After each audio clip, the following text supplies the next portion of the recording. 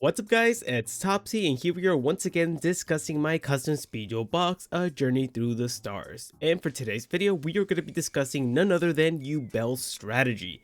Yes, one of the cover characters of this custom set of mine. And it's really exciting to talk about their deck just because it feels weird that we never ended up actually getting Yubel's strategy in SpeedDuels just because it feels like it would have fit and it kind of just, I don't know, it leaves a sour taste in, I feel like, all our mouths. And that's exactly what I wanted to do for today's video, just demonstrate what a SpeedDuel strategy for Yubel would have looked like. Not gonna lie, the deck that I created for Yubel is, leaves a lot to be desired. It's kind of questionable, but it feels a lot better once you take a look at the skills that I ended up making for them, just because Yubel is such a weird character with the strategy they have. It's all over the place, and you'll get what I mean once you actually take a look at what I ended up creating for them.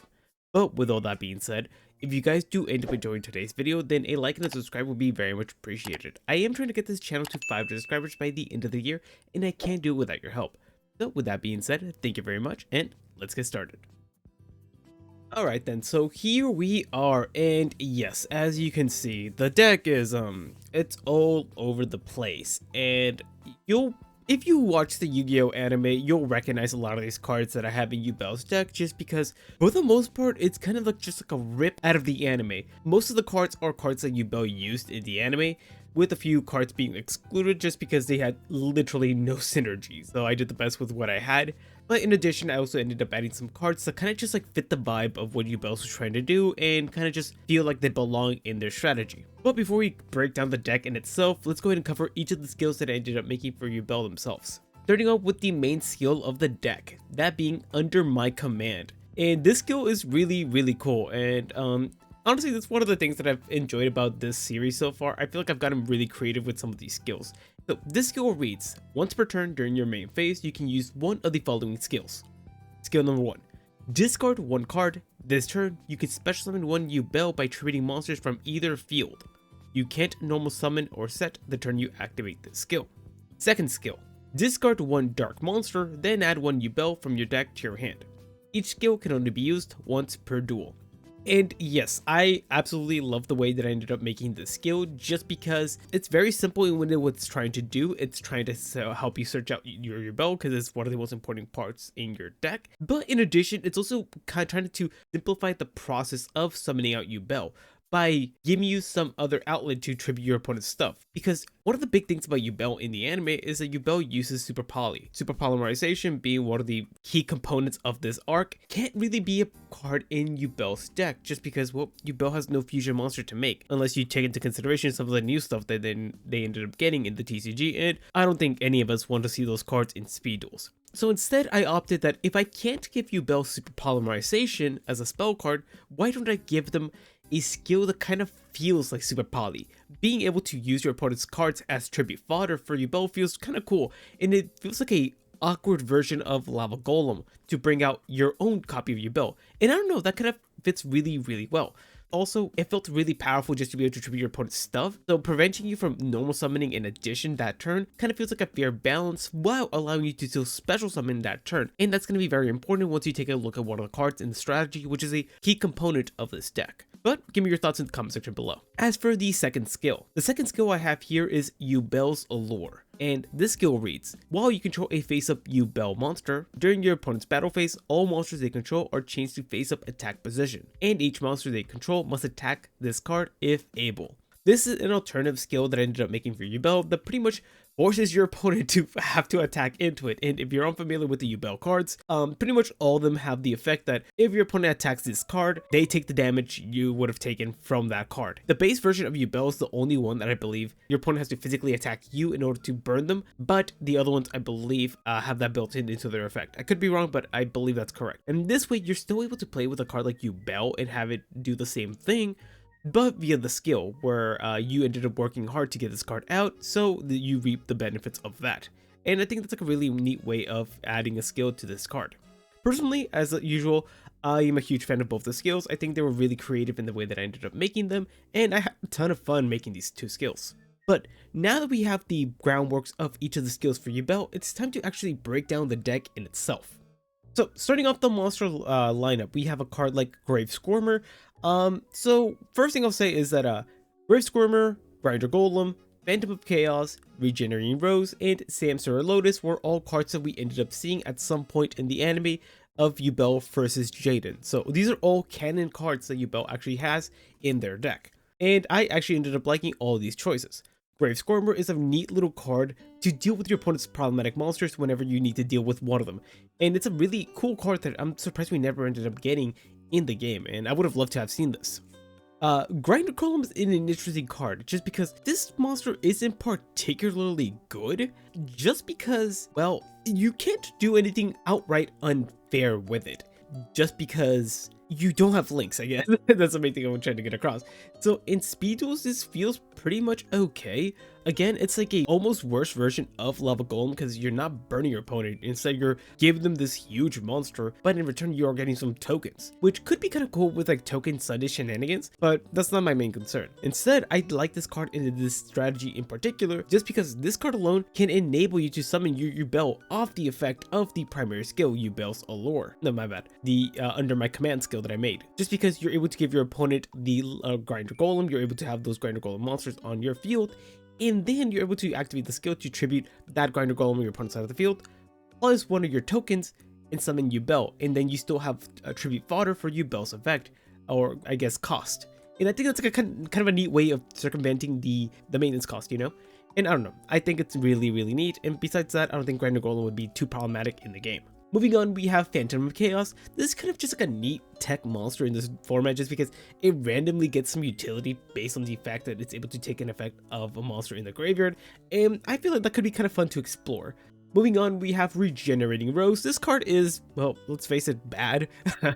It's a, what is it, like a level 7? Yeah, it's a level 7 that has really poor stats, but it has a cool effect where you're able to summon multiple tokens if it gets destroyed.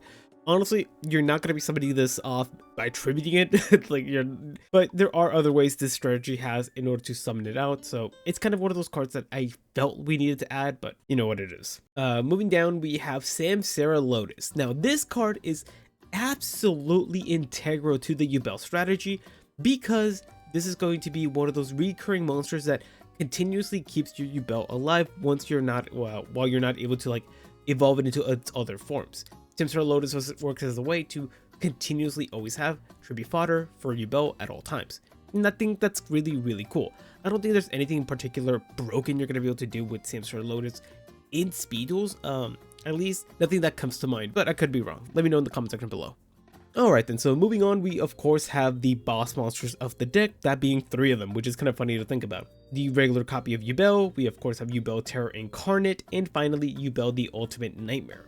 All these cards are fairly annoying to deal with, but I think that because of how, I guess, difficult it is to bring them out, they should be fairly okay in SpeedDuels. But of course, if anything were to happen where these cards were too good or anything of the sorts, you could always limit them. Like I can imagine them being set to 3, that way you're only able to play 1 copy of each of them. But as a whole, I feel like they just kind of belong in SpeedDuels. They should be there, and if they needed any form of like restrictions, you can just like restrict them via the ban list. But I think as a whole, they should be in the game. Last few monsters we have here are Phantom Sky Blaster and Mystic Tomato. Alright then, so as to why I ended up choosing these 2 cards in particular, well, first, Phantom Sky Blaster is one of those monsters that's able to summon multiple tokens onto your field, and these can be used in order to tribute off for the summon of Yubel, and or you can use the Phantom Sky Blaster and its tokens as street fodder for Yubel once you have it on field. So it kind of just fits really well into what Yubel is trying to do during the duel. And of course, we already know we got Mystic Tomato from the Battle City final set, and this, when I made this set, it was kind of like my headcanon, like, oh, this would be a cool card in the deck, and it's cool to see that we actually ended up getting Mystic Tomato eventually. So that's nice. And it kind of just fits the deck, right? I'm surprised that Yubel didn't actually have Mystic Tomato in their deck, but it fits really well. And that's pretty much the monster lineup. I'm very happy with it. The deck is like all over the place, but I feel like it makes sense and it's fairly cohesive, or at least as cohesive as I could make it myself. It seems pretty streamlined while being very faithful to what Yubel used in the anime. But give me all your thoughts in the comment section below. Alright then, now let's go ahead and move on to the spells and trap cards. Starting off, we have Fire's Doomsday. Of course, we need tribute fodder, so this is one of the best ways to do so. We have Foolish Burial in order to send cards like our Regenerating Rose, Samsara Lotus, and or Yubel to the graveyard, and be able to have plays be available to us later on. Mystic Space Typhoon is our dedicated background removal, and we know Yubel uses in the anime as well because this is one of the cards that they use off the effect of the, what was it called? Spell Chronicle, but we'll get to that in a second. Next up, we have Reoccurring Nightmare, one of those cards that kind of just fits the vibe of Yubel just because it's dark themed, you're able to recover monsters with low stats, and a lot of your cards have very low stats. So being able to recover cards like these with the effect of that feels really, really good in this strategy. And it kind of just would be a cool card to see in Speed Duels. Moving on, we have the Shallow Grave. I actually love this card for this strategy. I considered another card in Limit Reverse as like a revival card for the deck, but the problem with Limit Reverse is that it's a continuous trap card, so it would go ahead and clash with Samsara Lotus, but the Shallow Graveyard doesn't. And it's really cool because if you're able to special summon something off the Shallow Graveyard, you can summon the Grave Squirmer, which you're okay with it being face down. You're able to summon the Regenerating Rose, which again, it's an easier way to get it on field, and if they get rid of it, you're able to get 2 tokens out of that. You're able to bring your Samsara Lotus if you really wanted to, or your Yubel, which isn't able to die from battle if your opponent attacks into it. So I feel like the Shallow Graveyard just works really good in this deck. Finally, we have Spell Chronicle.